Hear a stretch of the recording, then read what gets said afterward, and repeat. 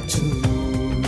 సమృద్ధి అయిన ప్రభుని జీవం సమృద్ధిగా మనలను బలపరచు. అలసిన హృదయాలకు ఇది సమృద్ధి జీవం.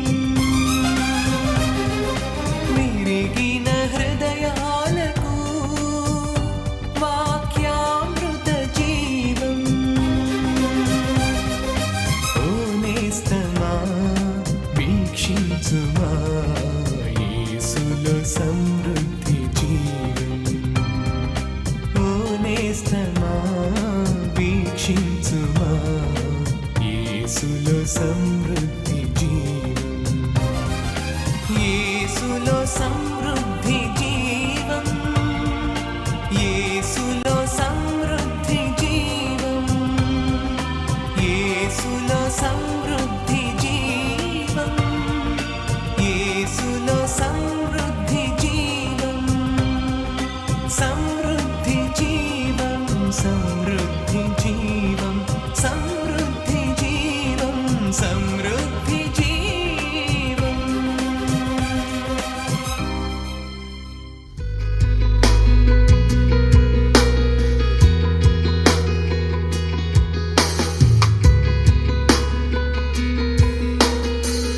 ఇర్మియా గ్రంథము 31వ అధ్యాయము 3వ వచనం.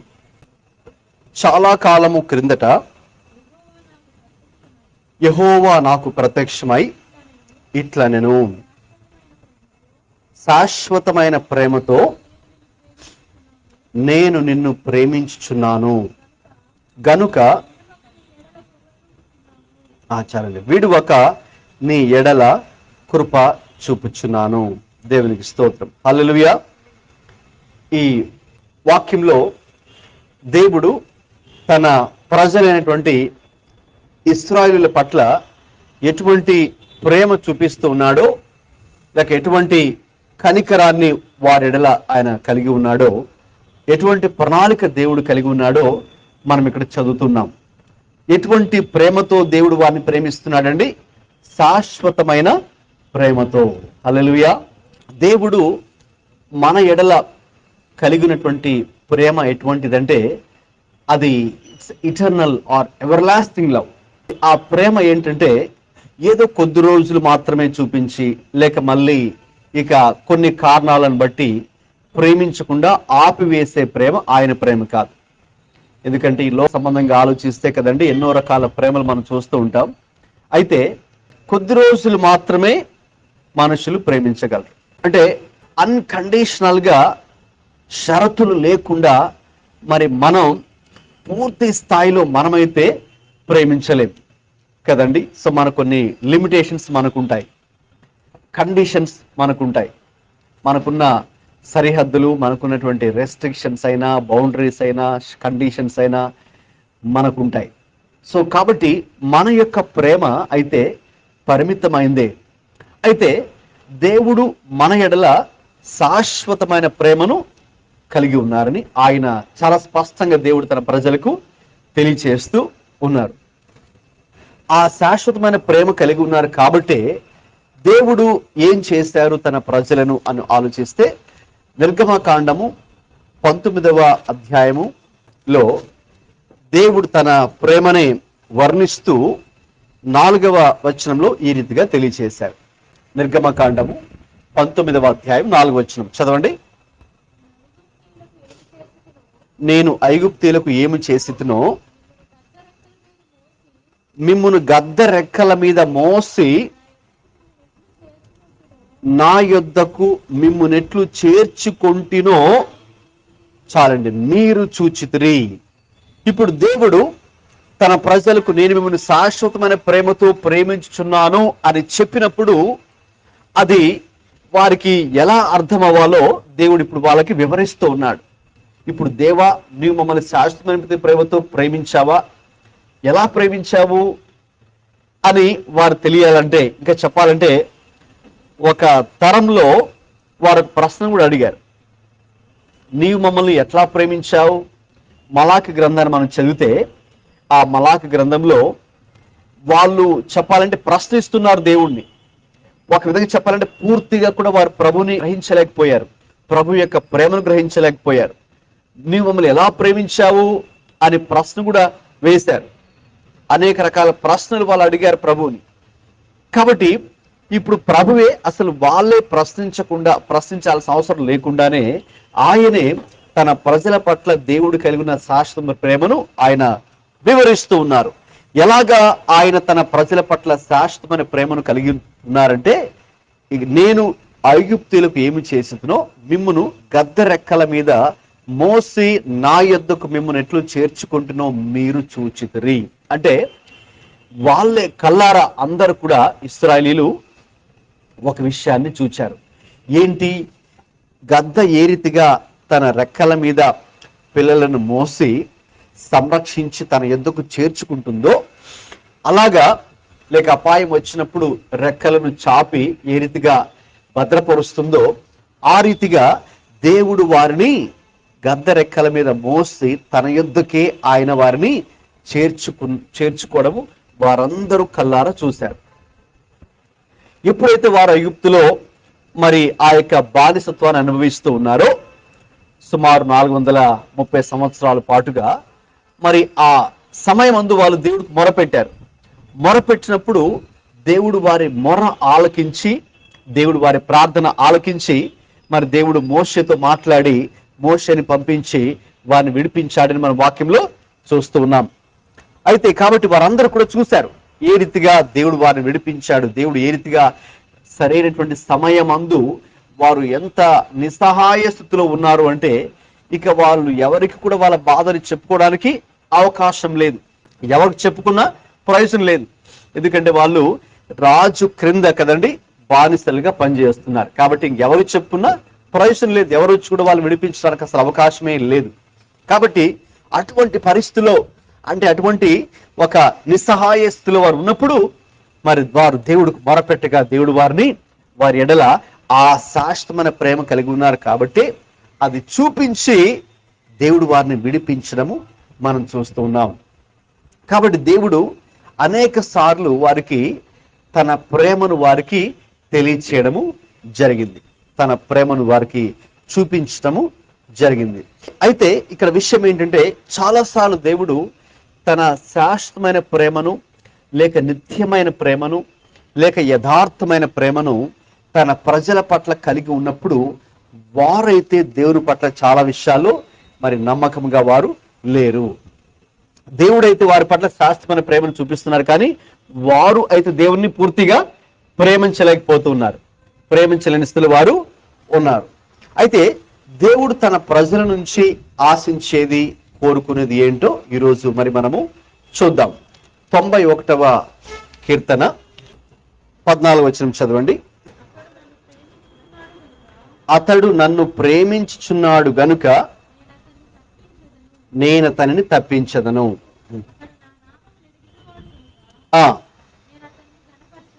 గమనించండి, ప్రభు మన యుద్ధ నుంచి ఆశించేది ఏమిటంటే, ఆయన మనకు ఏదైతే చూపిస్తున్నారో అదే మన యుద్ధ నుంచి ఆయన ఆశిస్తున్నారు. ఆయన ఏది చూపిస్తున్నారు? మనకు శాశ్వతమైన ప్రేమ చూపిస్తున్నారు కదండి. సో అదే శాశ్వతమైన ప్రేమ మనకు ఆయన చూపిస్తున్నప్పుడు మన యుద్ధ నుంచి ఆయన ఆశించడం తప్పేమి కాదు. ఉదాహరణకు మన తల్లిదండ్రులు మనల్ని ఎంతో కష్టపడి ఉద్యోగం చేసి లేక వ్యాపారం చేసి మరి వాళ్ళు మనల్ని చదివిస్తున్నప్పుడు, చక్కగా పోషిస్తున్నప్పుడు, మరి వాళ్ళు మనకి ఏది కావాలో అది కొనిపెడుతున్నప్పుడు, మనం ఎక్కడికి వెళ్ళాలంటే అక్కడ మనల్ని తీసుకెళ్తున్నప్పుడు, మనకి ఏది అడిగితే అది కొనిపెడుతున్నప్పుడు, ఇక మనం వాళ్ళకి లోబడి ఉండడం, వారి మాట వినడం న్యాయమే కదండి. న్యాయమే, ఎందుకంటే వాళ్ళు మన కోసం అంతగా చేస్తున్నప్పుడు అది న్యాయమే. కాబట్టి ఇంకా చెప్పాలంటే మనమేదో ఎక్కువ ఏమీ చేయట్లేదు, ఎక్కువ చేసేది వాళ్ళే. అందుకే వాక్యంలో ఉంది, మనము దేవుణ్ణి మొదట ప్రేమించలేదు కానీ దేవుడే మనలను మొదట ప్రేమించాడు. కాబట్టి ఈరోజు మనం ఆయన్ని ప్రేమించేటటువంటి అంశం గురించి కొంతసేపు ధ్యానం చేద్దాం. మనము ఆయన్ని ప్రేమించేది దేవుడు మనల్ని ప్రేమించడానికంటే ఎక్కువ ఏమి కాదు, ఆయనదే శాశ్వతమైన ప్రేమ. సో ఆయన 100% మనం ప్రేమిస్తుంటే బహుశా మనం అందులో 10%, 20%, 30% ఉండొచ్చేమో.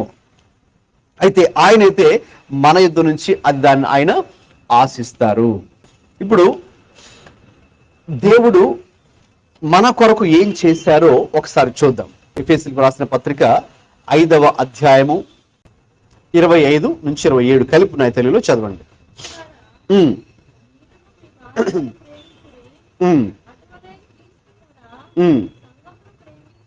క్రీస్తు ఏం చేశారండి? సంఘాన్ని ప్రేమించి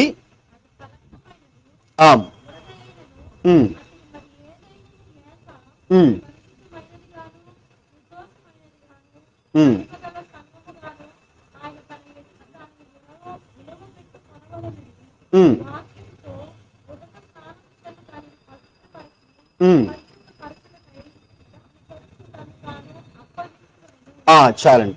క్రీస్తు సంఘమును ప్రేమించి తనను తాను దాని కొరకు అప్పగించుకున్నాడు. కాబట్టి క్రీస్తు మనల్ని ప్రేమించడం అనేది అదే ఆయన చేసినటువంటి, ఆయన తీసుకున్న మొదటి స్టెప్. So God's initiative. దేవుడు మరి మనల్ని ప్రేమించే విషయంలో ఎంత ఆయన సిన్సియర్గా ఉన్నారంటే, ఎంత పర్ఫెక్ట్ గా ఉన్నారో ఇక్కడ మరి మనకు అర్థమవుతుంది. అందుకే ఇక దాని కొరకే తనను తాను అప్పగించుకున్నాడు. అందుకే యేసుక్రీస్తు ప్రభు ఈ లోకంలోకి వచ్చినప్పుడు ఆయన ఇక మన కొరకే చనిపోవడానికి కూడా, తన ప్రాణాన్ని కూడా వెనుక తీయడానికి ఆయన ఇష్టపడకుండా, అంటే ఆయన దాన్ని మన కొరకే వాలంటరీగా దాన్ని దారపోసాడు. మన జీవితాన్ని మన కొరకే ఆయన అర్పించి ఉన్నారు. అందులో ఆయన యొక్క గొప్ప ప్రేమ మరి మనకు కనిపిస్తుంది. కాబట్టి ఆ విషయాన్ని పౌలు గారు ఇక్కడ తెలియచేసి ఇదే 6వ అధ్యాయం చివరి వచనం వాక్యం చదవండి ఏముందో.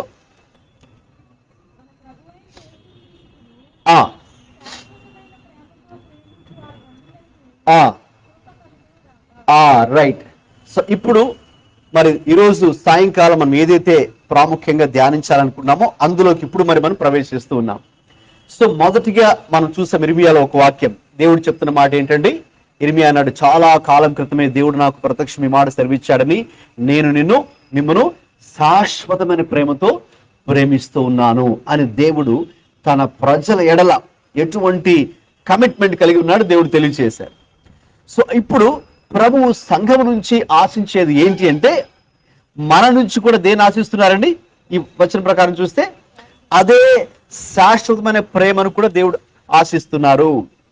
ఇప్పుడే చెప్పాను, అది ఆశించడం ఎక్కువేమీ కాదు, అది న్యాయమే, అది సమ్మతమే, అది అగ్రీయబులే, యాక్సెప్టబుల్. ఎందుకంటే ఆయన మనల్ని మొదట ప్రేమించారు కాబట్టి. మనం దేవుణ్ణి ప్రేమించేది కాదు, ఆయనే మనల్ని ప్రేమించాడు. అది కూడా రోమా 5లో ఉంటుంది కదండి, దేవుడు మనల్ని ఎప్పుడు ప్రేమించాడు, మనం ఇంకనూ పాపులుగా ఉండగానే ప్రేమించాడు. అది ఇంకా గొప్ప విషయం. అందుకే మనం చెప్పుకుంటున్నాం దేవుని ప్రేమ చాలా శాశ్వతమైనది, గొప్పది అని. అయితే ఇప్పుడు మన ప్రభు అయిన యేసు క్రీస్తును శాశ్వతమైన ప్రేమతో ప్రేమించు వారికి అందరికీ కృప కలుగును గాక అని చివరిగా ఆ మాట పౌలు గారు ఈ యొక్క ఎఫెసీయులకు రాస్తూ చెప్పడం జరిగింది. సో మనం కూడా ఇప్పుడు మన ప్రభువుని శాశ్వతమైన ప్రేమతో మనము ప్రేమించాలి. మరి మనం ప్రేమించగలమా? అది మన వల్ల అవుతుందా? అవును, అది సాధ్యమే. ఎందుకంటే ప్రభు ఆయన భూమి మీద ఉన్నప్పుడు మనల్ని పూర్తిగా, మనల్ని శాశ్వతంగా ప్రేమించినప్పుడు మన యొద్ద నుంచి మనం కూడా ప్రభువుని ఆ రీతిగా ప్రేమించగలము. అది మన వల్ల సాధ్యమవుతుంది. అయితే గమనించండి, ఈ రోజున ఒక బ్యాటిల్ జరుగుతుంది, యుద్ధం జరుగుతుందని చెప్పచ్చు. దేనికంటే ప్రభు అయితే మరి మనల్ని శాశ్వతమైన ప్రేమతో ప్రేమిస్తున్నారు. మరి మనము తిరిగి ఆయనను శాశ్వతమైన ప్రేమతో ప్రేమించే విషయంలో ఒక యుద్ధమే జరుగుతుంది అని చెప్పవచ్చు. ఎందుకంటే అపవాది చేసే పని ఏంటంటే, విశ్వాసులను దేవుణ్ణి ఆ రీతిగా శాశ్వతమైన ప్రేమతో ప్రేమించలేకుండా ఆ ప్రేమని వాడు డైవర్ట్ చేస్తూ, వేరే వాటి కోసం డైవర్ట్ చేస్తూ ఉంటాడు. అందుకని నేను చెప్పాను, మనం ఏదో 10% 20% మనం ప్రేమిస్తున్నాం, మరి మిగతా పర్సెంట్ మనం ఇతరత్ర వాటిని ప్రేమించడానికి, ఇతరులను ప్రేమించడానికి, అంటే ఆ 100% టోటల్ డివోషన్ శాశ్వతమైన ప్రేమతో ప్రేమించనివ్వకుండా సాతానుడు సంఘాన్ని అడ్డుకుంటూ ఉన్నాడు. ఎలా అడ్డుకుంటూ ఉన్నాడో ఈరోజు దానిని మనం ధ్యానం చేద్దాం. దేవుడైతే మనల్ని తన శాశ్వతమైన ప్రేమతో ప్రేమిస్తూ ఉన్నాడు. మన యుద్ధ నుంచి ఆశించేది కూడా అదే శాశ్వతమైన ప్రేమ. అసలు ఏంటి ఈ శాశ్వతమైన ప్రేమ అంటే ఏంటో కూడా ఈరోజు మరి మనము చూద్దాం. మరి ఎఫెసు సంఘానికి మరి ఈ మాట దేవుడు తెలియచేస్తున్న పౌలు ద్వారా వారు కూడా కొంతకాలం మరి చక్కగా ప్రభువుని ప్రేమించగలిగారు, శాశ్వతమైన ప్రేమతో ప్రేమించగలిగారు. అయితే రాను రాను రాను రాను వారిలో జరిగిన మార్పు ఏంటంటే, నేను ఇప్పుడే చెప్పాను, అపవాది చేసిన పని వల్ల, కుట్ర వల్ల వారు ప్రభువుని పూర్తిగా ఆ రీతిగా శాశ్వతమైన ప్రేమతో ప్రేమించనివ్వకుండా వారి అటెన్షన్ ని డైవర్ట్ చేసి, డివియేట్ చేసి, దారి మళ్లించి వారిని ఇక దేవుణ్ణి ఆ రీతిగా ప్రేమించనివ్వకుండా సాతానుడు వారిని చేశాడు. అది మనం ఎక్కడ చూడగలుగుతున్నామంటే ప్రకటన గ్రంథంలో 2వ అధ్యాయంలో ఆ విషయాన్ని మరి మనము గమనించవచ్చు. చదవండి 4వ వచనం. అయినను మొదట నీకుండిన ప్రేమను నీవు వదిలితివని నేను నీ మీద తప్పు ఒకటి చాలండి మోపవలసి ఉన్నది. చూసారా, అదే సంఘానికి దేవుడు కొన్ని సంవత్సరాల తర్వాత మళ్ళీ దేవుడు యోహాను ద్వారా ఒక ఉత్తరాన్ని, ఒక లెటర్ని పంపిస్తూ ఉన్నారు. కొన్ని సంవత్సరాల క్రితం దేవుడు పౌలు ద్వారా ఆ విషయాన్ని వారికి దేవుడు తెలియచేశారు. ఓకేనా, మీరు ప్రభువుని శాశ్వతమైన ప్రేమతో ప్రేమించాలి, అలా ప్రేమిస్తేనే మీరు కృపను పొందుకుంటారు అని చెప్పారు.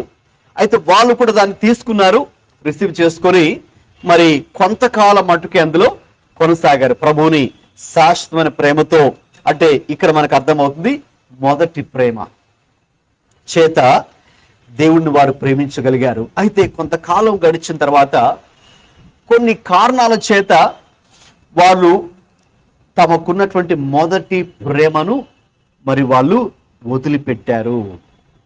ఎందువల్ల వారు వదిలిపెట్టారు అని గనక చూస్తే అనేక కారణాలు ఉన్నాయి. అనేక కారణాల చేత వారు మొదటి ప్రేమను వారు విడిచిపెట్టారు.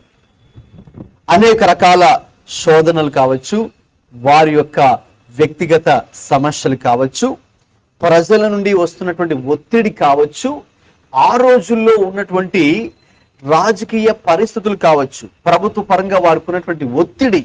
మరి ఎవరైనా సరే క్రీస్తుని అంగీకరించాలి అంటే మరి వారు కొన్ని హింసల గుండా వారు వెళ్లాల్సి వచ్చేది. వాళ్ళ మీద కొన్ని నిందలు వేసేవారు, కొన్ని ఇబ్బందులకు వారిని గురి చేసేవారు ఆ రోజుల్లో. కాబట్టి వాళ్ళకు చెప్పాలంటే అన్ని వైపుల నుంచి వాళ్ళకు ఒత్తిడి అయితే ఉంది. అయితే ఇవన్నిటిని వాళ్ళు ఎప్పుడైతే వాళ్ళు చూశారో, కొంతమంది, బహుశా అందరూ కాదు కానీ వారిలో కొంతమంది లేక చాలా మంది అని చెప్పొచ్చు, దేవుడి మీద ఉన్నటువంటి ఆ మొదటి ప్రేమను వాళ్ళు విడిచిపెట్టేశారు. అదే ఎఫెసు సంఘానికి దేవుడి యొక్క మొదటిగా ఆ 7 సంఘాల గురించి మనం చదువుతాం కదండి, ప్రకటన 2-3 అధ్యాయాల్లో. ఆ 7 సంఘాలకు మరి దూత, అంటే మన యోహాను ద్వారా దేవుడు తెలియచేసినటువంటి ఆ 7 సంఘాలలో మొదటి సంఘం ఎఫెసు సంఘం. మరి ఆ ఎఫెసు సంఘానికి చెప్పాలంటే వాళ్ళలో చాలా మంచి లక్షణాలు కూడా ఉన్నాయి. ఆ మంచి లక్షణాల పైన మనం చదువుతాం. ఒకసారి మంచి లక్షణాలు కూడా చదువుతారండి, 2-3 వాక్యాలు. అవును, చూడండి, వాళ్ళ క్రియలు బాగున్నాయి. కష్టం, ఇప్పుడే చెప్పాను, క్రీస్తుని అంగీకరించి వెంబడించాలంటే కొన్ని కష్టాల గుండా వెళ్ళాలి. అయితే అవి కూడా వాళ్ళు కష్టాలు పడుతున్నారు, సహనం కూడా కలిగి ఉన్నారు.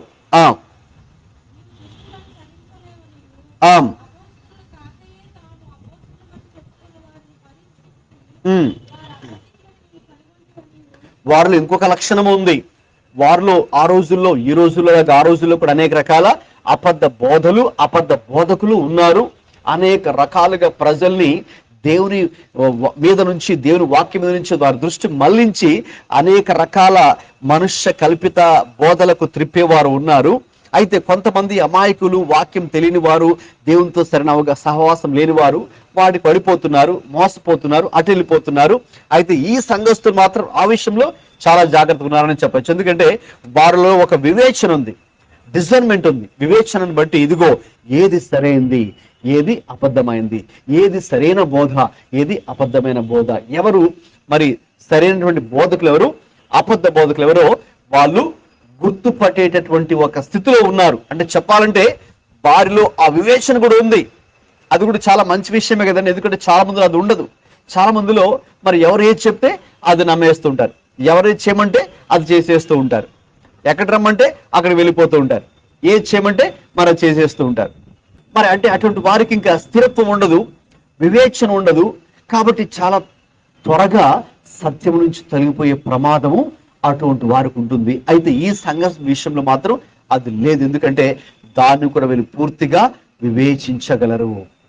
ఏది సత్యమైన మార్గం, ఏది అసత్యమైన మార్గం, ఏది సత్యమైన బోధ, ఏది అసత్యమైన బోధ, ఎవరు సత్య బోధకులు, ఎవరు అసత్య బోధకులు వివేచించి కూడా కనిపెట్టే ఒక కృప వీళ్ళు కలిగి ఉన్నారు. అది మంచి లక్షణమే. ఇంకా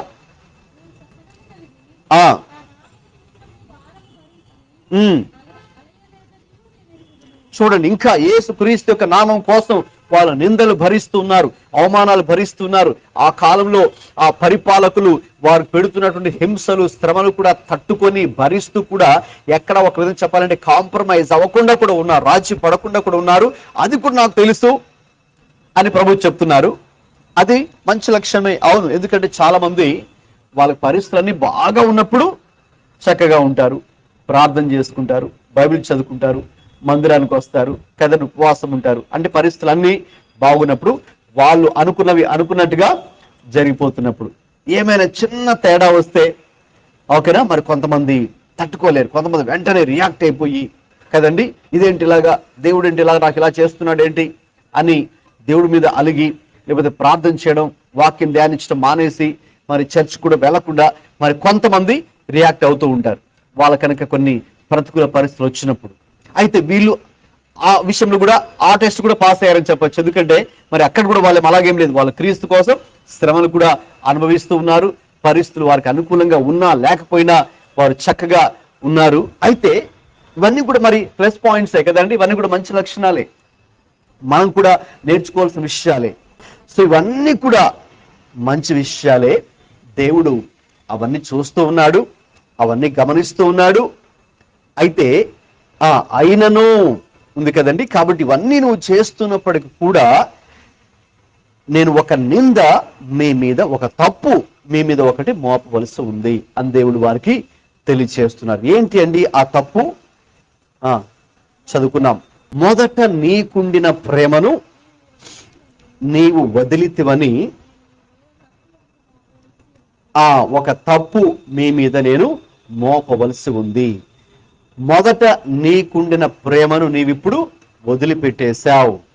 ప్రారంభంలో బాగా ప్రేమించావు, అయితే ఇప్పుడు మరి నీవు ఆ రీతిగా ఆ స్థాయిలో ప్రేమించడం లేదు కదండి. చాలాసార్లు విశ్వాసులుగా మనకున్న శోధన ఏంటంటే, రక్షణ పొందుకున్న ఆరంభ దినాల్లో ఎలా ఉంటామండి? సాధారణంగా చాలా ఆసక్తిగా ఉంటాం కదండి.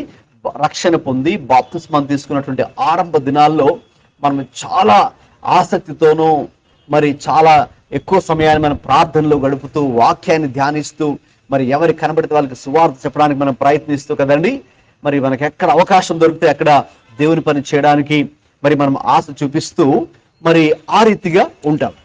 సంతోషమే, అలాగే ఉండాలి. అయితే రాను రాను ఏమవుతుందండి, ఆ ఆసక్తి తగ్గిపోతుంది, ఆ ప్రాధాన్యత తగ్గిపోతుంది. ఇక మనకు ఆసక్తి వేరే వాటి మీదకి వెళ్తుంది, లేక మన ప్రాధాన్యత ప్రయారిటీ వేరే వాటి మీదకి ఇవ్వడం మరి మనము స్టార్ట్ చేస్తాం. లేక మనకున్నటువంటి పరిస్థితులతో, మనుషులతో కాంప్రమైజ్ అయిపోతుంటాం, రాజీ పడిపోతున్నాం. స్టార్టింగ్ లో మనం అసలు రాజీ పడం, చాలా మరి కాన్ఫిడెంట్ గా, అంటే ఏది ఏమైనా సరే దేవుని కోసం అన్నట్టు ఓకేనండి. సో మరి మనము ఉంటాం. ఇక తర్వాత మరి ఆ యొక్క సమర్పణ స్థాయి, లెవెల్ ఆఫ్ కమిట్మెంట్ అనేది తగ్గిపోతూ ఉంటుంది. మొదట్లో మనకి విశ్వాసం చాలా, ఏదొచ్చినా సరే మరి ప్రభు కోసమే మరి మనం నిలబడదాం, ప్రభు ఉన్నాడు ఇంకా ఆయన చూసుకుంటాడని ప్రతి దాని మీద మనం ప్రభు మీద భారం వేస్తుంటాం. తర్వాత ఆ విశ్వాసపు స్థాయి, విశ్వాస పరిమాణం కూడా తగ్గిపోతూ ఉంటుంది. విశ్వాస పరిమాణం తగ్గిపోతూ ఉంటుంది. ప్రభుని ప్రేమించే స్థాయి తగ్గిపోతూ ఉంటుంది. ప్రభు ఎడల మనం కలిగినటువంటి ఆ సమర్పణ స్థాయి కూడా తగ్గిపోతూ ఉంటుంది. ఇక అన్ని కూడా తగ్గిపోతుంటాయి ప్రభు విషయంలో. ఇక ఆ స్థానంలో ఇక ప్రభు కాకుండా ఇక పరిస్థితులు కావచ్చు, ప్రజలు కావచ్చు, అది ఇది ఇంకా అనేక విషయాలు కావచ్చు, అవి దే టేక్ ప్లేస్. అందుకే ఇక ప్రభు మీద మనకున్నటువంటి ఆ ప్రేమ అనేది తగ్గిపోతూ ఉంటుంది.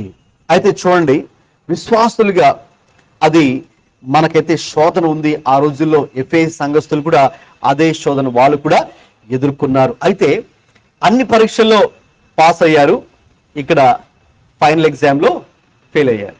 ఇమాజిన్, మీరు వీళ్ళకి రకరకాల టెస్ట్లు పెడుతుంటారు కదండి, యూనిట్ టెస్ట్ అని, క్వార్టర్లీ ఎగ్జామ్ అని, హాఫ్ ఇయర్లీ అని, ప్రీ ఫైనల్, అన్నిట్లో పాస్ అయ్యారు, ఫైనల్ ఎగ్జామ్లో ఫెయిల్ అయ్యారు. ఎలా ఉంటుంది కదండి? సో ఫైనల్ ఎగ్జామ్లో ఫెయిల్ అయ్యారు. సో ఓవరాల్ స్కోర్ తీసుకుంటే పాసింగ్ మార్కులు రాలేదు. సో దాని అర్థం ఫెయిల్ అయినట్టే. అంటే యూనిట్ టెస్ట్లో, టర్మ్ టెస్ట్లో, లేకపోతే క్వార్టర్లీలో, లేక హాఫ్ ఇయర్లో, ఓకేనండి, అన్నిట్లో పాస్ అయినా ఫైనల్ ఎగ్జామ్లో పాస్ అవ్వలేదు. సో అలాగుంది వీరి పరిస్థితి ఇప్పుడు కదండి. సో ఇవన్నీ కూడా బాగున్నాయి, మంచి లక్షణాలు. కానీ దేవుణ్ణి మొదట ప్రేమించే స్థాయిని వాళ్ళు ఎప్పుడైతే కోల్పోయారో, సో దాని గురించి ప్రభు వాళ్ళతో మాట్లాడుతూ ఉన్నారు. శాశ్వతమైన ప్రేమ అని పౌలు గారు చెప్పారు కదండి. ఏంటి ఆ శాశ్వతమైన ప్రేమ అంటే? ఇదే ప్రభుని మొదటి ప్రేమ అంటే ఆ ప్రాధాన్యతతో కూడుకున్నటువంటి ప్రేమ. సో మనం మొదటి ప్రేమ అన్నప్పుడు అర్థం ఏంటంటే ఫస్ట్ లవ్ అన్నప్పుడు మన first priority. It talks about our first priority to God. అంటే దేవునికే మన జీవితాల్లో మొదటి స్థానం ఇక దేవుడికే. సో దేవుడు చెప్పినప్పుడు నేను మిమ్మల్ని శాశ్వతమైన ప్రేమతో ప్రేమిస్తున్నానని చెప్పినప్పుడు దేవునికి తన మనస్సులో ఫస్ట్ ప్లేస్లో ఎవరున్నారు తెలుసండి? మనమే ఉన్నాం. సో దేవుడు ఇంత గొప్ప విశ్వాన్ని చేసినప్పటికీ కూడా ఆయన మనస్సులో ఫస్ట్ ప్లేస్లో ఎవరున్నారు తెలుసండి? మనమే ఉన్నాం. చెప్పాలంటే మనకన్నా చాలా పవర్ఫుల్ ఇవన్నీ కదండి. ఒక సముద్రాన్ని తీసుకుంటే కదండి, ఆ సముద్రాన్ని మనం అధ్యయనించడం మన వల్ల కాదు, అంత పవర్ఫుల్. ఒక గ్రహాన్ని తీసుకుంటే, లేక మూన్, చంద్రుని కానీ తీసుకుంటే వెరీ పవర్ఫుల్ కదండి మనకన్నా కూడా. అయితే దేవుని మనసులో అవేవీ లేవు. సూర్యుడు, చంద్రుడు, గ్రహాలు, ఉపగ్రహాలు, నదులు, చెట్లు, వృక్షాలు, పర్వతాలు, లోయలు, జంతువులు, క్రిమి కీటకాలు, ఇవేవి కూడా ఆయన మనసులో లేవు. కానీ ఆయన మనసులో మరి మొదటి ప్రాధాన్యతలో ఎవరున్నామంటే మనమే ఉన్నాం. ఎందుకంటే వాక్యం సెలవిస్తుంది, ఆదికాండం 1:26లో దేవుడు మనలను ఆయన పోలికలో సృష్టించాడు. ఎవరి పోలికలో అండి? దేవుని పోలికలో మనల్ని దేవుడు చేసుకున్నాడు. రైట్? ఒకసారి చెప్పాలంటే మనందరూ కూడా ఆయన జెరాక్స్ కాపీస్. ఆయన పోలికలో దేవుడు మనల్ని చేసుకున్నాడు. అందుకే దేవుడు ఈ సృష్టి అంతటి మీద మనిషికి దేవుడు అధికారం ఇచ్చాడు, ఆధిక్యతనిచ్చాడు. దీన్ని ఏలమని చెప్పాడు, దీన్ని రూల్ చేయమని దేవుడు చెప్పాడు, పరిపాలించమని, గవర్నర్ చేయమని దేవుడు ఆ ఆధిక్యత, ఆ అధికారం మనిషికి దేవుడు ఇచ్చాడు. సో దేవుని మనసులో టాప్ ప్లేస్లో మనం ఉన్నాం. ఈ చెట్లు, వృక్షాలు, జంతువులు ఇవి కాదు. రైట్? ఎందుకంటే వాటికి ఆత్మ లేదు. ఆత్మ ఎవరికుందండి? మనకు దేవుడు ఆత్మనిచ్చాడు. అలాగే మనల్ని దేవుడు ఆయన పోలికలో చేసుకున్నాడు. ఆయన మనసులో మనమే ఇప్పుడు ఉన్నాము. అందుకే దేవుడు చెప్పాడు, నేను మిమ్మును శాశ్వతమైన ప్రేమతో ప్రేమిస్తూ ఉన్నాను. అలాగే అందుకే దేవుడు మనతో ఒక నిబంధన చేశాడు. ఏంటి ఆ నిబంధన అంటే, నేను మీకు దేవుడినై ఉండెదను, మీరు నాకు ప్రజలై ఉండెదరు అని. ఆ నిబంధన కూడా ఆయనే ఇనిషియేటివ్ తీసుకున్నాడు. అంటే ఆయనే ఫస్ట్ స్టెప్ తీసుకున్నారు. ఎలాగైతే మనల్ని ప్రేమించే విషయంలో ఆయనే ఫస్ట్ స్టెప్ తీసుకున్నారో, అలాగే నిబంధన చేసే విషయంలో కూడా ఆయనే ఫస్ట్ స్టెప్ తీసుకున్నారు. అందుకే అందరితో కూడా దేవుడు నిబంధన చేస్తుంటే మనం చూస్తున్నాం. దేవుని యొక్క వాక్యంలో మరి మన నోవాహుతో దేవుడు ఒక నిబంధన చేశాడు, తర్వాత అబ్రహాం దేవుడు ఒక నిబంధన చేశాడు, మోషేతో దేవుడు ఒక నిబంధన చేశాడు, దావీదుతో ఒక నిబంధన దేవుడు చేశాడు. సో అలాగే దేవుడు తన ప్రజలతో టైం అండ్ అగైన్ దేవుడు ఒక నిబంధన చేసి తర్వాత ఆ నిబంధనకు ఆయనే కట్టుబడి ఉన్నారు. ఆ నిబంధనను ఎప్పుడూ ఆయన మీరలేదు. చెప్పాలంటే నిబంధనను మీరింది ఎవరు? ప్రజలే ఆ ఆజ్ఞను మీరారు. వాస్తవంగా ఆ రోజుల్లో ఎవరైనా ఒక నిబంధన అగ్రిమెంట్ కాంట్రాక్ట్ చేయాలంటే సో అటువైపు ఒకరు ఇటువైపు ఒకరు. ఇప్పుడు అయితే మనకు MOU ఎక్స్చేంజ్ చేసుకుంటారు కదండి, అంటే మెమరాండమ్ ఆఫ్ అండర్స్టాండింగ్. సో ఇద్దరు కంట్రీస్ వాళ్ళు, సే ఫర్ ఎగ్జాంపుల్ ఇంకొక కంట్రీ మన కంట్రీ వాళ్ళు ఒక ఒప్పందం కుదుర్చుకుంటే సో ఆ దేశ ప్రతినిధులు ఓకే ఇక్కడికి వచ్చిన తర్వాత సో ఆ అఫీషియల్ మీటింగ్ లో సో వాళ్ళు ఆ దేశ ప్రెసిడెంట్ ఒకవైపు, లేకపోతే ఆ దేశపు మినిస్టర్, తర్వాత ఆ యొక్క డిపార్ట్మెంట్ సంబంధించిన ఒక సెక్రటరీ ఉంటారు. సేమ్ వే మన దేశానికి సంబంధించిన ఒక ప్రైమ్ మినిస్టర్, అలాగే ఆ మెయిన్ మినిస్టర్ ఎవరైతే ఉంటారో డిపార్ట్మెంట్ కి, నెక్స్ట్ ఆ డిపార్ట్మెంట్ యొక్క secretary, main chief secretary. Okay, so వాళ్ళు ఆ అగ్రిమెంట్ ని ఎక్స్చేంజ్ చేసుకుంటారు. ఓకేనండి, so it's very official sign. ఆ డాక్యుమెంట్స్ మీద డాక్యుమెంట్ సైన్ చేస్తారు. ఓకేనండి, సో అది ఇప్పుడు మనకైతే అలా చేస్తారు. సో అప్పట్లో అయితే అలా కాదు. అప్పట్లో అయితే సో వాళ్ళు అటువైపు వాళ్ళు ఇటువైపు వాళ్ళు, లేదంటే ఒక రెండు గ్రామస్తుల వాళ్ళు ఓకేనండి ఒక విషయం మీద తీర్మానం తీసుకుందాం.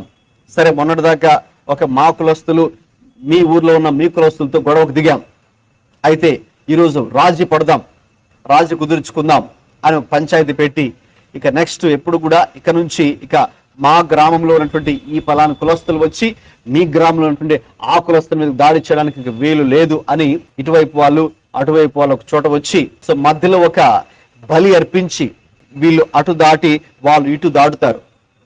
అంటే దాని అర్థం ఈ నిబంధనకి ఇప్పుడు మేము కట్టుబడి ఉంటాం. ఒకవేళ ఈ నిబంధన గనక మేము మీరినట్లయితే, దీని గనక ఫాలో అవ్వకపోతే ఈ బలి పశువు ఎలాగైతే ఇది అర్పించబడిందో, బలి అర్పించబడిందో మేము కూడా అలా బలి అర్పించడానికి అర్హులే.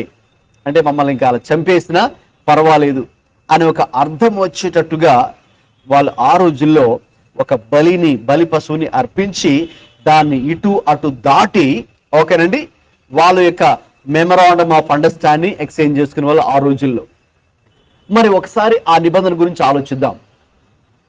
దేవుడేమో తన ప్రజలతో నిబంధన చేసినప్పుడు ఆ నిబంధన గురించి ఒకసారి చూద్దాం.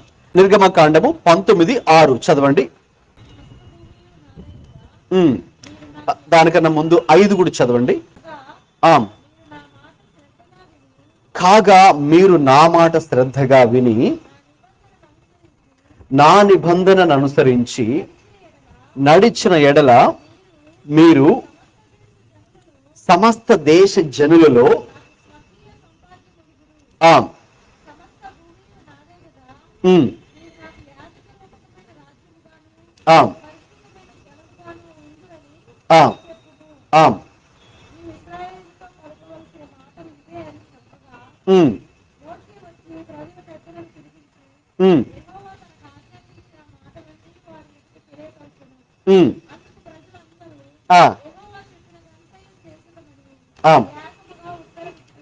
చాలండి, చూడండి అక్కడ కూడా ఒక memorandum of understanding exchange ceremony జరుగుతూ ఉంది.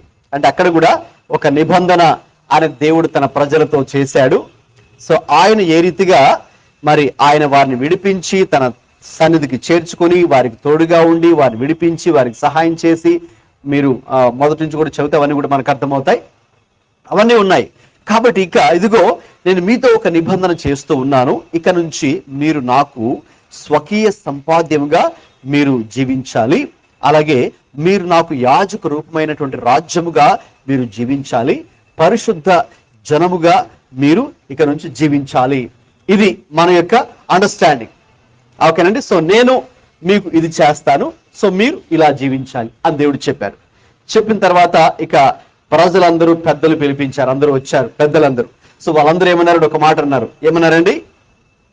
వాళ్ళందరూ యెహోవా చెప్పినదంతయు చేసేదము అని ఏకముగా వాళ్ళందరూ కూడా తమ సమ్మతాన్ని తెలిపారు.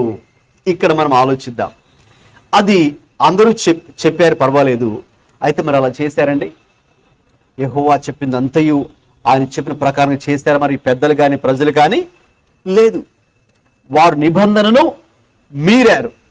చెప్పాలంటే నాయకులు సైతం, చెప్పాలంటే వారి నాయకుడైన మోషే సైతం ఒక సందర్భంలో ఆయన కూడా ఆజ్ఞను అతిక్రమించడం జరిగింది. యాజకుడైన అహరోనైనా, మోషే అయినా, లేక సామాన్య ప్రజలైనా వారు కూడా ఆ నిబంధనను బ్రేక్ చేశారు, ఆ కమిట్మెంట్ ని బ్రేక్ చేశారు, ఆ టర్మ్స్ అండ్ కండిషన్స్ ని వైలేట్ చేశారు. ఆ ప్రకారం యెహోవా చెప్పిన మాట ప్రకారంగా వారేమి చేయలేదు, వారు వినలేదు. సరే, వీరు ఆజ్ఞ అతిక్రమించారు కదా, మరి వాట్ అబౌట్ గాడ్? దేవుడు తన ప్రజల పట్ల ఎలా ప్రవర్తించారండి? వీళ్ళు ఆజ్ఞ అతిక్రమించారు కాబట్టి దేవుడు వారిని అక్కడే వదిలిపెట్టేశాడా? దేవుడు అందరినీ అక్కడే హతం చేసేసాడా? వాగ్దాన దేశం చేర్చకుండా, మరి మీరు నా మాట వినట్లేదుగా, మరి మీ మాట నేను ఎందుకు వినాలి, మిమ్మల్ని ఎందుకు అక్కడే చేర్చాలి, మిమ్మల్ని ఎందుకు దీవించాలి నేను అని చెప్పి దేవుడే మన వారిని అక్కడే అందరినీ శపించి వదిలిపెట్టేశాడు? చెప్పండి, నో. అంటే దేవుడు తన నిబంధనకైతే ఆయనైతే కట్టుబడి ఉన్నాడు. అందుకే వాక్యంలో చాలాసార్లు మనం చూస్తాం, దేవుడు ఆయన చేసిన తన నిబంధనను జ్ఞాపకం చేసుకునేను. దేవుడు అబ్రహాముతో చేసిన నిబంధనను జ్ఞాపకం చేసుకునేను, లేక దేవుడు దావీదుతో చేసిన నిబంధనను జ్ఞాపకం చేసుకున్నాను, దేవుడు మోషేతో చేసిన నిబంధనను జ్ఞాపకం చేసుకున్నాను. అంటే అక్కడ ప్రజలైతే దేవుడి పట్ల నమ్మకంగా లేరు, వాళ్ళైతే రూల్స్ ని రెగ్యులేషన్స్ ని వైలేట్ చేసేసారు. అంటే ఆయన చెప్పిన ప్రకారంగా వారు నడుచుకోలేదు.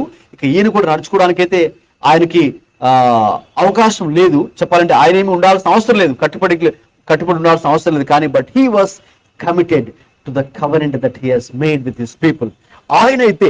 ఆయన చేస్తున్న నిబంధన విషయంలో మాత్రం దేవుడు ఎంతో కట్టుబడి, ఎంతో నమ్మకంగా దేవుడైతే ఉన్నారు. దేవుడైతే ఇంకా వారిని తన శాశ్వతమైన ప్రేమతో ప్రేమిస్తూనే ఉన్నారు.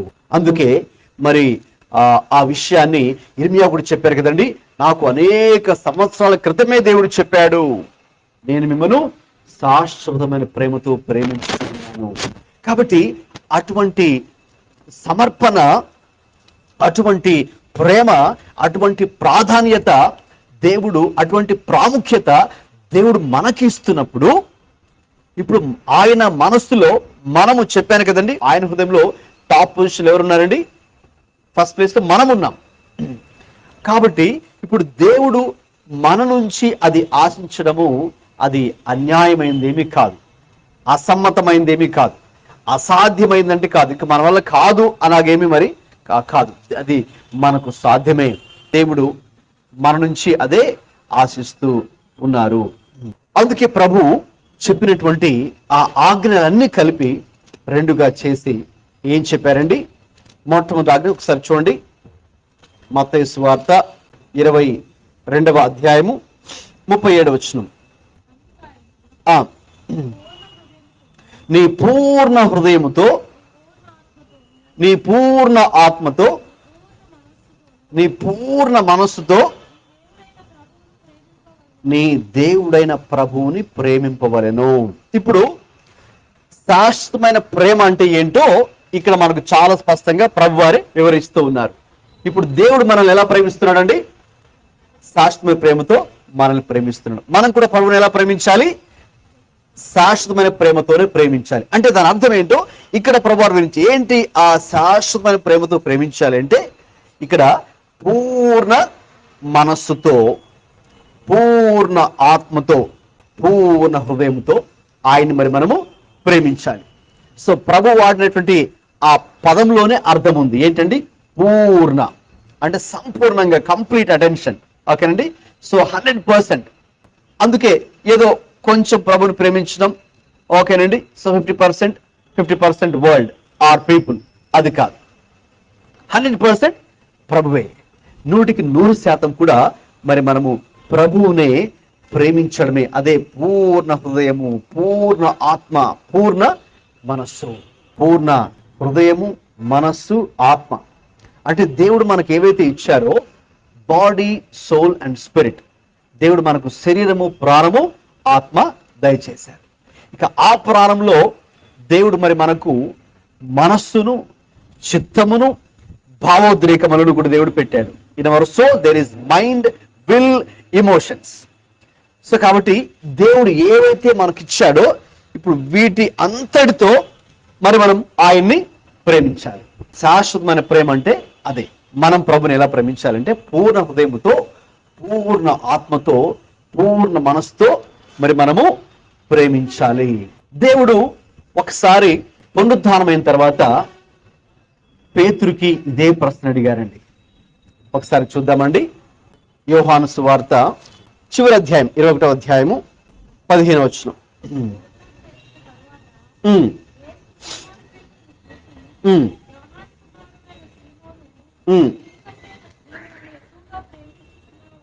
వీరికంటే నీవు ఎక్కువగా ప్రేమించుచున్నావా?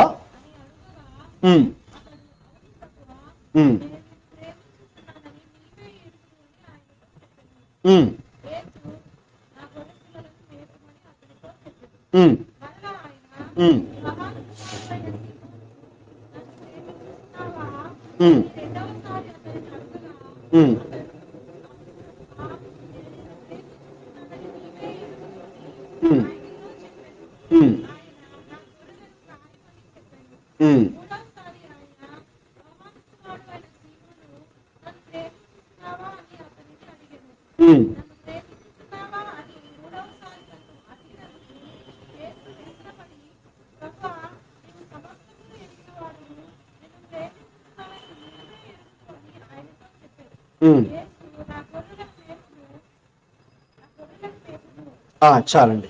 ప్రభువారు అడిగే ప్రశ్న కూడా అదే కదండి. ఏమని అడుగుతున్నారండి పేతురుని? నీవు నన్ను ప్రేమించుచున్నావా? ఎన్నిసార్లు అడిగారండి? ఒకసారి అడిగితే సరిపోదా?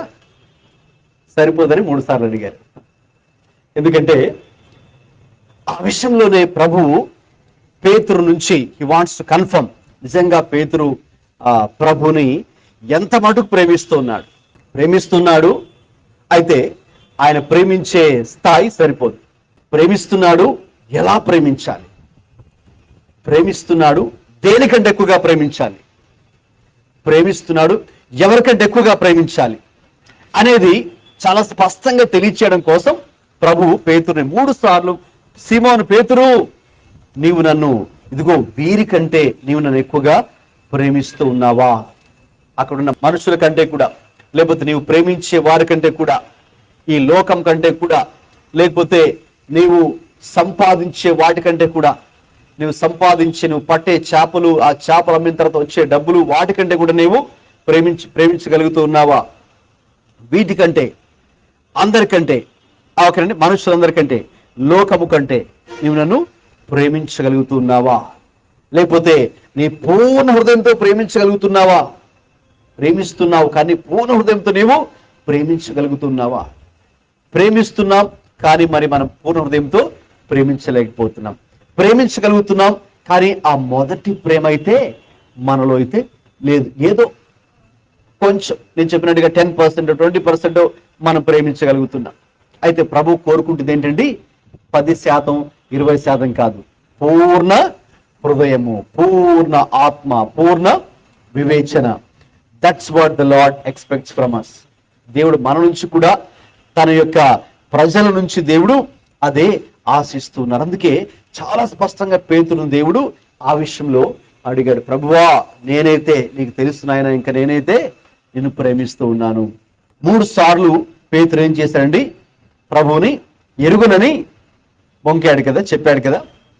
అందుకే బహుశా 3 సార్లు ప్రభు మళ్ళీ పేతురుతో అడిగి కన్ఫర్మ్ చేయించుకొని, నిజంగా నీవు నన్ను ప్రేమిస్తూ ఉన్నావా? వీరికంటే ఎక్కువగా, వీటికంటే ఎక్కువగా, వాటికంటే ఎక్కువగా నన్ను ప్రేమిస్తూ ఉన్నావా? అంటే నీ పూర్ణ హృదయంతో ప్రేమించగలుగుతున్నావా? నువ్వు అది చేయగలవా పేతురు? నువ్వు అది చేస్తూ ఉన్నావా అని చెప్పినప్పుడు నిజంగా మరి పేతురుకి ఆ విషయంలో దేవుడు, అంటే ప్రభు ఏ విషయంలో అడుగుతున్నాడో దాన్ని ఆయన గ్రహించి చివరికి, ఇక అవును తండ్రి, ఇక నేనైతే నిన్నే నా పూర్ణ హృదయముతోనూ, నా పూర్ణ మనసుతో, నా పూర్ణ వివేచనతో నేను నిన్ను ప్రేమిస్తాను అని చివరిగా గ్రహించినట్టుగా మనకు అర్థమవుతుంది. మొదటిగా మామూలుగా రెస్పాండ్ ఇచ్చాడు, ప్రభు నీకు తెలుసు నేను ప్రేమిస్తున్నాను కదా నాయన అని చెప్పాడు. ఇక తర్వాత 2వసారి అడిగేటప్పటికి, ఇక 3వసారి ప్రభు అడిగేటప్పటికి, అప్పటికి పేతురికి అర్థమైంది, ఓహో నేను ప్రేమిస్తున్నాను కానీ ప్రేమించే స్థాయిలో ప్రేమించలేకపోతున్నాను. ప్రేమిస్తున్నాను కానీ ఆ మొదటి ప్రాధాన్యత అయితే ఆయనకు ఇవ్వలేకపోతూ ఉన్నాను. ప్రేమిస్తున్నాను కానీ ఇదిగో నా పూర్ణ హృదయంతో, పూర్ణ ఆత్మతో, పూర్ణ మనసుతో, పూర్ణ బలంతో అయితే నేను ఇప్పటిదాకా ప్రేమించలేకపోతున్నాను. అయితే నేనైతే ఇంకా అలాగే ప్రేమించాలని దేవుడు నన్ను ఆశిస్తూ ఉన్నాడు అని ఆ విషయాన్ని ఆయన అర్థం చేసుకుని ఇక ఆ దినం మొదలుకొని ఇక ప్రభువుని ఆయన పూర్ణ హృదయంతో ప్రేమించడము ప్రారంభించాడు. కాబట్టి ఇక ఆ రోజు నుంచి తన జీవితము ఒక ప్రత్యేకమైన మలుపు తిరిగిందని చెప్పచ్చు. ఎందుకంటే ఇక అపోస్తుల కార్యాలు నెక్స్ట్ అదే మనం చదువుతాము. ఇక 2వ అధ్యాయం వచ్చేటప్పటికి పరిశుద్ధాత్మ చేత నింపబడి ఆ రోజున మొదటిగా మరి వాక్యం ప్రకటించిన ఎవరండి? పేతురే. ఇక ఆ దేవుని ప్రేమ చేత నింపబడినటువంటి, దేవుని ఆత్మ చేత నింపబడినటువంటి ఆ పేతురు మరి నిలబడి వాక్యం ప్రకటించినప్పుడు అనేక మంది ముందుకు వచ్చి స్పందించడము జరిగింది. ఇక తర్వాత అదే పేతురు ద్వారా దేవుడు అనేక కార్యాలు జరిగించడము మరి మనం చూస్తూ ఉన్నాం. కాబట్టి దేవుడు అక్కడ ఎఫెసీ సంఘాన్ని తిరిగి వద్దాం, ప్రకటన గ్రంథానికి 2వ అధ్యాయానికి. అక్కడ ప్రభు చెప్పినప్పుడు ఆయన ఇదిగో నీకున్నటువంటి ఆ మొదటి ప్రేమను, మొదట నీకుండిన ప్రేమను నీవు వదిలితివి అని దేవుడు చెప్పినప్పుడు దాని అర్థం ఏంటంటే, ఏ మాట అయితే ప్రభు చెప్పారో అక్కడ నీ పూర్ణ హృదయముతో, నీ పూర్ణ ఆత్మతో, నీ పూర్ణ మనస్సుతో నీ ప్రభు అయిన దేవుని నీవు మొదటిగా ప్రేమించాలి. So that is the first and the foremost command కదండి. మనకు ప్రభు 10 ఆజ్ఞలు ఇస్తే కొత్త పాత నిబంధనలో వాటిని 2 ఆజ్ఞలుగా ప్రభువు మరి సారాంశంగా సమ్మరైజ్ చేసి 2 చెప్పారు. మొదటి ఆజ్ఞ అదే, 2వ ఆజ్ఞేమో నిన్ను వలె నీ పొరుగువారిని ప్రేమించమని.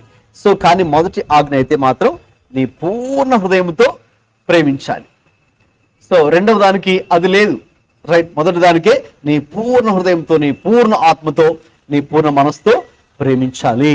ఎందుకంటే అదే శాశ్వతమైన ప్రేమకు అర్థము. అలాగే మొదట నీకుండిన ప్రేమ అంటే దాని అర్థం ఆ మొదటి ప్రాధాన్యతతో కూడినటువంటి ప్రేమ, రైట్. అది మనకు తెలుసు. ఎందుకంటే మన జీవితంలో దేనికైనా మనం ఫస్ట్ ప్రయారిటీ ఇస్తున్నాము, మనకు తెలుసు దేనికి మనం ఫస్ట్ ప్రయారిటీ ఇస్తున్నాము, దేనికి సెకండ్ ప్రయారిటీ ఇస్తున్నాము, లేక దేనికి అసలు కొన్ని వాటికి మన ప్రాముఖ్యతనే ఇవ్వం కదండి. సో మనకు తెలుసు. సో కాబట్టి మన జీవితంలో వేటికి మన మొదటి ప్రాముఖ్యతనివ్వాలో, అసలు ఎవరు ఉండాలో ఆ ఫస్ట్ ప్లేస్లో ఈరోజు ప్రభు మనతో మాట్లాడుతున్నారు. కాబట్టి మన హృదయంలో, మన జీవితంలో సో ఫస్ట్ ప్లేస్లో ఉండవలసిన వ్యక్తి ఎవరండి? ప్రభువే. హల్లెలూయా. ఎందుకంటే ఆయన మనలను మొదట ప్రేమించాడు. That's the reason why you should love God with your first love, because he first loved you. ఎందుకు మన జీవితంలో, మన హృదయంలో మొదటి స్థానము, మొదటి ప్రేమ ప్రభుకి ఇవ్వాలి అంటే, మనం ఇదే యోహాను ఆయన రాసిన పత్రికలో చెప్తారు, మనము దేవుణ్ణి ప్రేమించేది కాదు కానీ ఆయనే మొదట మనలను ప్రేమించను. అలాగే ఇదే యోహాను ఇంకొక మాట చెప్తారు. యోహాను సువార్త 15వ అధ్యాయానికి వద్దాం. 16వ వాక్యం చదవండి.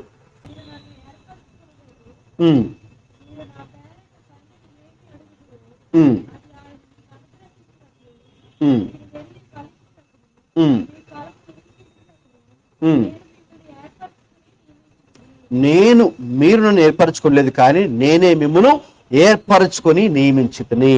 చూస్తారండి, దేవుడే మనల్ని మొదట ప్రేమించాడు, అలాగే దేవుడే మనను మొదట ఎన్నుకున్నాడు.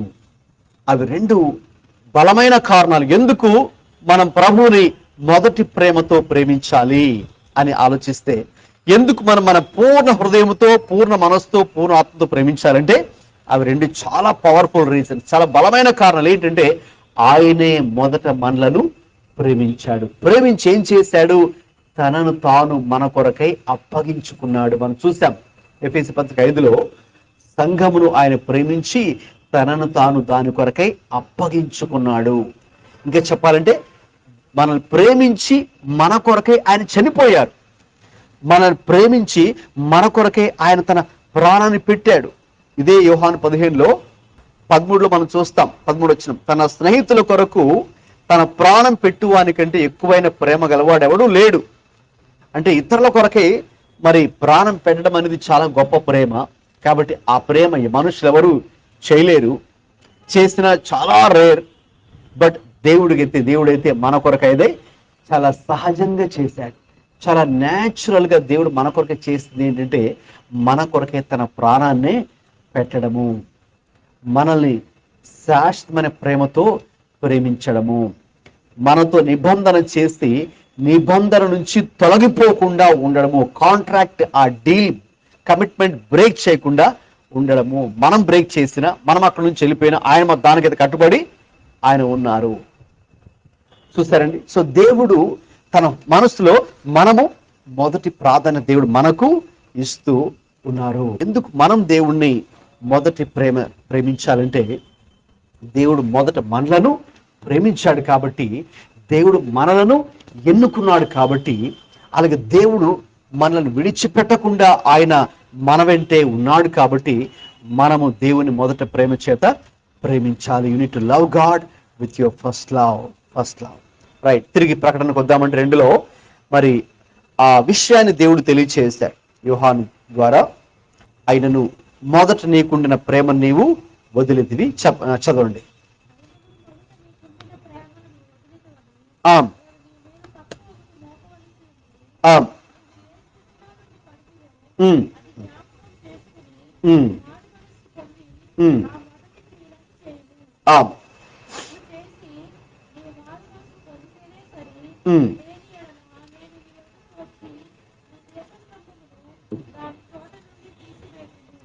గమనించండి. మరి ప్రభువు ఆ రోజున వారి యొక్క సమస్య, వారి ప్రాబ్లంని దేవుడు పాయింట్అవుట్ చేశారు. అయితే మన దేవుడు కేవలము మన యొక్క మిస్టేక్స్, ప్రాబ్లమ్స్ మాత్రమే పాయింట్అవుట్ చేసే దేవుడు మాత్రమే కాదు, కానీ దానికి సొల్యూషన్ కూడా దేవుడు చూపించే దేవుడు, పరిష్కారం కూడా చూపించే దేవుడు మన దేవుడు. సమస్య అయితే అది, వారి సమస్య ఏంటండి? మొదటి ప్రేమ వారు దేవుడెలా కలిగి ఉన్న ప్రేమ విడిచిపెట్టేశారు, అది ప్రాబ్లం. ఇప్పుడు సొల్యూషన్ ఏంటో కూడా దేవుడే చెప్తున్నారు. కాబట్టి ఇప్పుడు నీవు ఏ స్థితిలో నుండి పడితివో అది జ్ఞాపకం చేసుకొని మారు మనస్సు పొంది ఆ మొదటి క్రియలు చేయి అని దేవుడు వారికి పరిష్కారాన్ని కూడా చూపిస్తూ ఉన్నారు. ఒకవేళ ఈ రోజున మనం కూడా మన జీవితాల్లో ప్రభు ఎడల కలిగి ఉన్నటువంటి ఆ మొదటి ప్రేమ గనక మనం కూడా కోల్పోతూ ఉన్నట్లుంటే, ఒకేసారి ఎవరు కోల్పోరు, రాను రాను స్లోగా కదండి. నేను చెప్పాను, రాను మనలో ఉన్నటువంటి ఆ ఆశ, ఆ ఆసక్తి, ఆ ప్రేమ, ఆ సమర్పణ, ఆ కమిట్మెంటు, ఆ ప్రభుకి ఇవ్వాల్సిన ఆ ప్రాధాన్యత, అది మనలో ఆ విశ్వాసపు స్థాయి అవి తగ్గిపోతూ ఉంటాయి. ఒకవేళ ఆ స్థితిలో కనుక మనం ఉంటే మరి ఏం చేయాలి? What is the solution now for us? There is solution. పశ్చాత్తాపము చెంది మారు మనస్సు పొంది మళ్ళీ మనం ప్రభువుని ప్రేమించడము స్టార్ట్ చేయాలి. That is the solution Jesus is giving to the church. సంఘాన్ని దేవుడిస్తున్న పరిష్కారం. ఒకవేళ మనము సంఘము మొదటి ప్రేమను విడిచిపెట్టేసిన స్థితిలో ఉంటే, లేదు నెమ్మదిగా విడిచిపెడుతున్నటువంటి స్థితిలోకి గ్రాడ్యువల్గా కనుక వెళ్తున్నా కూడా పరిష్కారం ఏంటంటే ఆ విషయంలో పశ్చాత్తాపడాలి. We must repent. అది చాలా ప్రాముఖ్యమైనటువంటి మాట, పవర్ఫుల్ వర్డ్ ఆల్సో. మారు మనస్సు పొందమని దేవుడు మరి ఆనాటి ఎఫెసీ సంఘానికి చెప్పాడు. ఈనాటి సంఘాలకు కూడా దేవుడు అదే మాట తెలియచేస్తూ ఉన్నారు. ప్రభువుని మొదటి ప్రేమతో ప్రేమించలేకుండా ఉన్నటువంటి స్థితిలో గనక మనం ఉంటే ఆ విషయంలో మారు మనస్సు పొందాలి, పశ్చాత్తాపడాలి. అంత మాత్రమే కాదు, తిరిగి మళ్ళీ మరి మనము మొదట ప్రభువుని ఎలాగైతే ప్రేమించామో again get back to that early stage. ఓకేనా? ప్రభువుని కొత్తగా నమ్ముకున్నటువంటి ఆ రోజుల్లో, కొత్తగా ప్రభుని నమ్ముకొని బాప్తిసం తీసుకున్నటువంటి ఆ రోజుల్లో మనం ఎలాగైతే ప్రభు పట్ల ప్రేమను కలిగి ఉన్నామో, same again get back to that stage.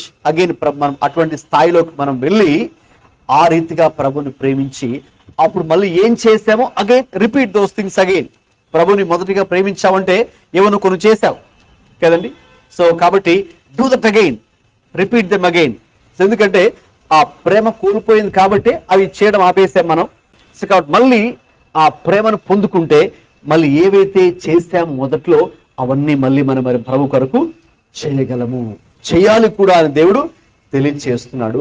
చేయకపోతే ప్రమాదం ఉందని కూడా హెచ్చరిక కూడా దేవుడు తెలియచేస్తున్నాడు. మన దేవుడు ఎటువంటి దేవుడు అంటే రండి, ఆయన ప్రాబ్లంని తెలియచేసే దేవుడు, సొల్యూషన్ తెలియచేసే దేవుడు, వార్నింగ్ కూడా ఇచ్చే దేవుడు. అంటే ఒకవేళ ఇది చేయకపోతే ఏం జరుగుతుంది అని తెలియచేసే దేవుడు కూడా ఆ దేవుడే. కాబట్టి మొట్టమొదటిగా ఆదాము హవ్వలకు దేవుడు తెలియచేశాడు ఏది చేయాలి, ఏది తినాలి, ఏది తినకూడదు, తింటే ఏం జరుగుతుంది.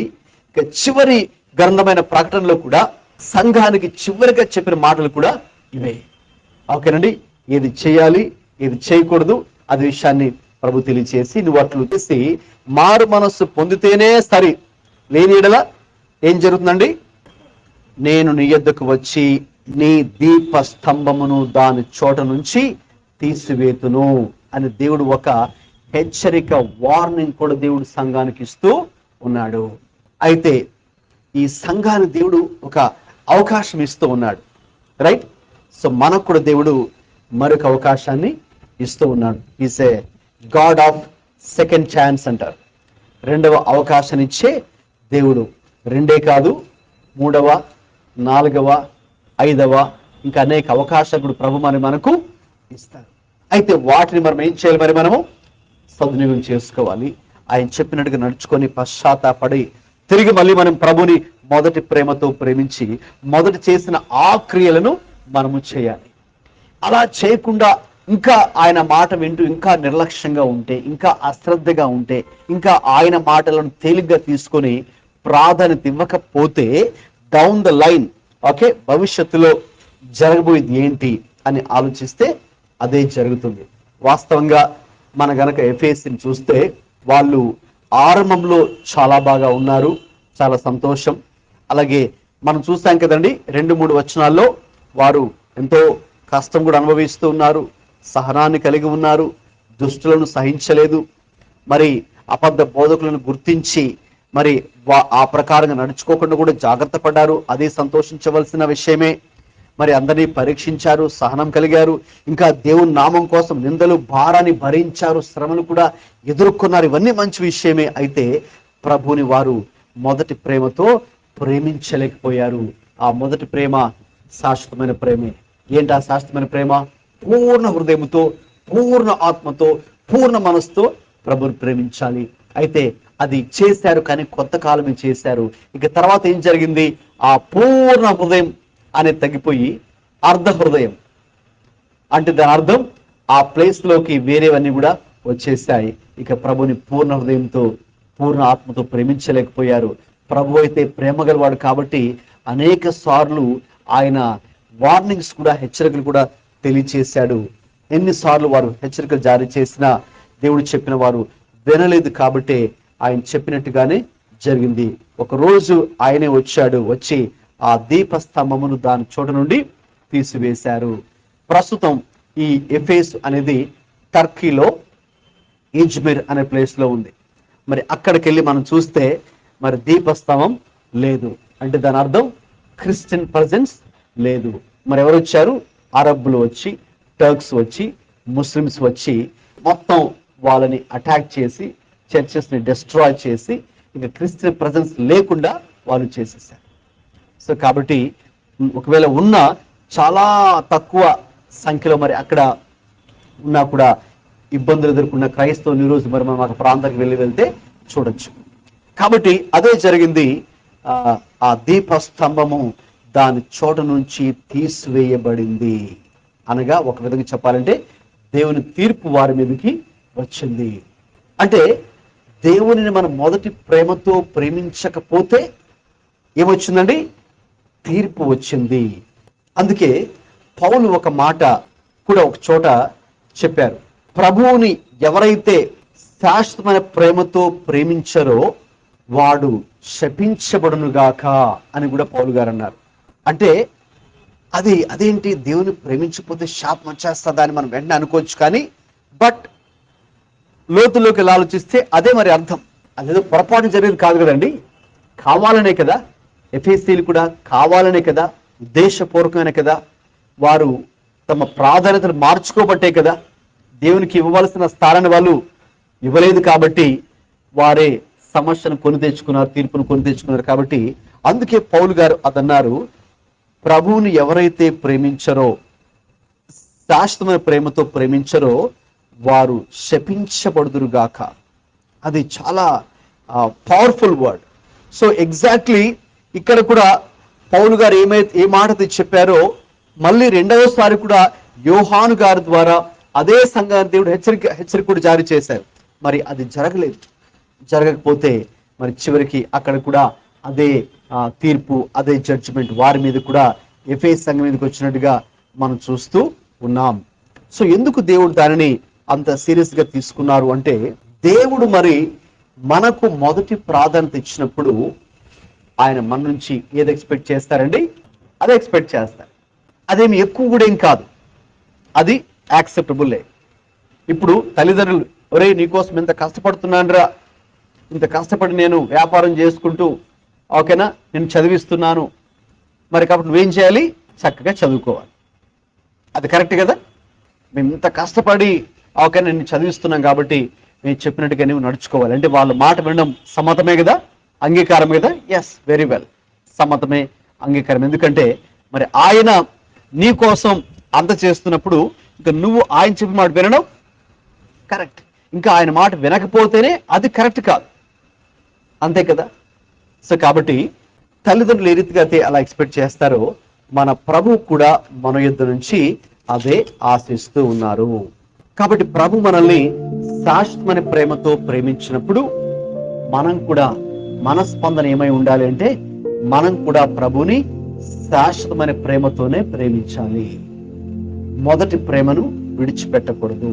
ఏంటి ఆ మొదటి ప్రేమ, శాశ్వతమైన ప్రేమ? మన పూర్ణ హృదయముతో, పూర్ణ మనస్సుతో, పూర్ణ బలముతో ప్రభుని ప్రేమించాలి. అంటే మన జీవితాల్లో మొదటి ప్రాధాన్యత, top most priority, preference, first place in our heart must give to only God. దేవునికి మాత్రమే అది మరి మనము ఇచ్చేవారిగా ఉండాలి, అందులో కొనసాగేవారిగా ఉండాలి. ఒకవేళ అందులో మనం గనక తగ్గిపోతూ ఉంటే, లేక డౌన్ కి పూర్తిగా వచ్చేసి ఉంటే కూడా ప్రభు అయితే ఆయనే ప్రేమగలవాడు కాబట్టి, ఆయనైతే నిబంధన మీరే దేవుడు కాదు కాబట్టి ఆయన మనకు మరొక అవకాశాన్ని ప్రభు ఇచ్చేవారై ఉన్నారు. ఆ అవకాశాన్ని మనం ఉపయోగించుకొని, ప్రభువా తిరిగి నేను మిమ్మల్ని ఆ మొదటి ప్రేమతోనే ప్రేమిస్తాను. నేను చెప్పాను ఎందుకు నీ మొదటి ప్రేమతో ప్రేమించాలో, రెండు బలమైన కారణాలు చెప్పాను. ఏంటంటే ఎందుకు నీవు ఆయన్ని ప్రేమించాలి? మొదట ఆయన నిన్ను ప్రేమించాడు కాబట్టి. రెండోదిగా నీవు ఆయన ఎన్నుకోలేదు, ఆయన నిన్ను ఎన్నుకున్నాడు, మనల్ని ఆయన ఏర్పాటు చేసుకున్నాడు. అవి చాలా బలమైన కారణాలు మనం ప్రభుని మొదట ప్రేమించడానికి. కాబట్టి ప్రభు మన కొరకై అంతగా చేసి తనను తాను సంఘం కొరకు అప్పగించుకున్నాడు అని చూసాం ఎఫెసు 5లో. తనను తాను నీ కోసం పూర్తిగా అంతగా ఆయన డెడికేట్ చేసుకొని, దేవాది దేవుడే నీ కోసం దిగి వచ్చి, రైట్? సో అంత గొప్ప వ్యక్తి ఎవరైనా చేశారంటే, ఎవరైనా చాలా ఆయన పెద్ద చాలా బిజీ పర్సన్, లేకపోతే ఆయన నాకు ఫోన్ చేసి మాట్లాడారు, నాకు టైం ఇచ్చాడు అని దాన్ని చాలా గ్రేట్ గా చెప్పుకుంటారు కదండి. సీఎం మరి నాకు ఫోన్ చేసి నాకు 1 hour టైం ఇచ్చారు, సో దట్స్ గ్రేట్ కదండి, గొప్పగా చెప్పుకుంటారు. అయితే మరి దేవుడే మనల్ని ప్రేమించి మన కొరకే వచ్చి, ఆయన 1 hour కాదు కదా, తన లైఫ్ టైంనే మన కొరకై ఆయన దారి పోసినప్పుడు, ఇక మన నుంచి కూడా ఆ శాశ్వత ప్రేమ, మొదటి ప్రేమ, పూర్ణ హృదయంతో ప్రేమించే ప్రేమ ఆశించడం అది ఎక్కువేమీ కాదు. అది సమ్మతమైందే, న్యాయమైందే. కాబట్టి మనం ఇంకా ఆ విషయంలో ఫెయిల్ అయితే అది దేవుడి తప్పు కాదు, మన తప్పే. అందుకే ఆ రోజున ఆ ఎఫెసీయుల మీదకి అటువంటి తీర్పు అని చెప్పొచ్చేమో వారి మీదకి వచ్చింది. అయితే నాటి సంఘం కూడా అదే పరిస్థితిలో ఉన్నట్టుగా మరి మనం కూడా చూస్తున్నాం. అందుకే దేవుడు చివరిగా ఆ మాట దేవుడు చెప్పారేంటి? ఆత్మ సంఘములతో చెప్పుచున్న మాట చెవిగలవాడు వినుగాక అన్నాడు. కాబట్టి అది మనము వినాలని దేవుడు కోరుతున్నారు, అది మనము గ్రహించాలని దేవుడు కోరుతున్నారు. గ్రహించి ఆ రీతిగా మళ్ళీ తిరిగి మనం మొదటి ప్రేమతో ప్రేమించాలని ప్రభు ఆశిస్తూ ఉన్నారు, ప్రభు కోరుకుంటున్నారు. కాబట్టి ఈ రోజున మనం కలిసి ప్రార్థన చేద్దామండి. ఈ రోజున ప్రభు మనతో మాట్లాడినటువంటి మాటను బట్టి ప్రభుతో మనమే నిబంధనను ఒకసారి స్థిరపరుచుకుందాం. థ్యాంక్ యూ ప్రభువా, మీకు వందనాలు, స్తోత్రాలు తండ్రి. Thank you Jesus. అందరూ కూడా ఎవరికి వారుగా ఒక నిమిషం ప్రార్థించారు, నిన్న వాక్యాన్ని బట్టి ప్రార్థించారు. గొప్ప దేవుడా, సర్వాధికారి, సర్వశక్తిమంతుడైన దేవా, మీకు స్తోత్రం చెల్లిస్తున్నాం తండ్రి. ప్రభువా, ఇదిగోనైనా ఈ సాయంకాల పిల్లలు దేవా, మాతో మీరు స్పష్టంగా సూటిగా మాట్లాడి ఉన్నారు నాయనా, మీకు స్తోత్రం తండ్రి. అనేక సార్లు ప్రభువా, ఎస్ లార్డ్, మీరు మమ్మల్ని శాశ్వతమైన ప్రేమతో దేవా ప్రేమిస్తున్నారని మీరు సెలవిచ్చున్నారు నాయన. దేవా, మీరు ఏ రీతిగా ప్రభా మాతో నిబంధన చేస్తూ ఉన్నారు నాయన మీరు తెలియచేశారు ప్రభువా. నాయనా, మీకే స్తోత్రాలు తండ్రి. ఆ నిబంధనకు కట్టుబడి నాయన ఈ రీతిగా ప్రభువా మేమే అనేక సార్లు మీ ఎదురు నుంచి వైదొలిగిపోయినప్పటికీ కూడా ప్రభువా మీరైతే నన్ను మమ్మల్ని విడిచిపెట్టకుండా నాయన ఆ నిబంధనను మీరకుండా ప్రభువా కట్టుబడి దేవా మీరైతే మాకు ప్రభువుగా ఉన్నారు నాయన. మీరైతే మీ ప్రేమ చూపిస్తూనే ఉన్నారు ప్రభువా. మీరైతే మీ యొక్క వాత్సల్యం, మీ యొక్క కరుణ మాకు మా పట్ల చూపిస్తూనే ఉన్నారు ప్రభువా. దేవా, మీకు స్తోత్రాలు నాయన. నిజముగా మీ ప్రేమ ఎంతో గొప్పది నాయన. మీరు గొప్ప ప్రేమ చూపించి ఉన్నారు కాబట్టి ప్రభువా ఈ లోకానికి మీరే దిగి వచ్చి ప్రభువా ఎందుకో మీ జీవితాన్నే మా కొరకే సమర్పించి ఉన్నారు ప్రభువా. మీ ప్రాణమును మా కొరకే అర్పించి ఉన్నారు తండ్రి. దేవా, మీకు స్తోత్రం, మీకు స్తోత్రం తండ్రి. మీ యొక్క అయ్యా ప్రేమను అయ్యా ఇప్పుడు మేము జ్ఞాపకం చేసుకుంటున్నాము నాయనా. దేవా, మీకే వందనాలు. దేవా, మీకే స్తోత్రాలు చెల్లిస్తున్నాము ప్రభువా. Thank you lord. మీకు స్తోత్రం, స్తోత్రం తండ్రి.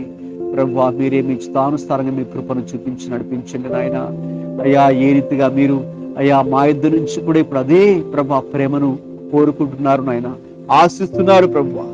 అటువంటి తండ్రి శాశ్వతమైన ప్రేమ, లేక మా మొదటి ప్రేమ, లేక తండ్రి మా పూర్ణ హృదయముతో, మా పూర్ణ ఆత్మతో, మా పూర్ణ మనస్సుతో తండ్రి మిమ్మల్ని ప్రేమించాలని కోరుతున్నారు తండ్రి. మీ వందనాలు అయ్యా. మరి తండ్రి ఏ విషయం మీరు చెబుతున్నారో అయితే అదే విషయంలోనే ప్రభువా అయ్యా అపవాది అనేక రకాలుగా నేను తండ్రి ప్రజలను, విశ్వాసులను, సంఘములను వాడు తండ్రి దారి మళ్ళిస్తున్నాడు ప్రభువా, మోసం చేస్తున్నాడు నాయన.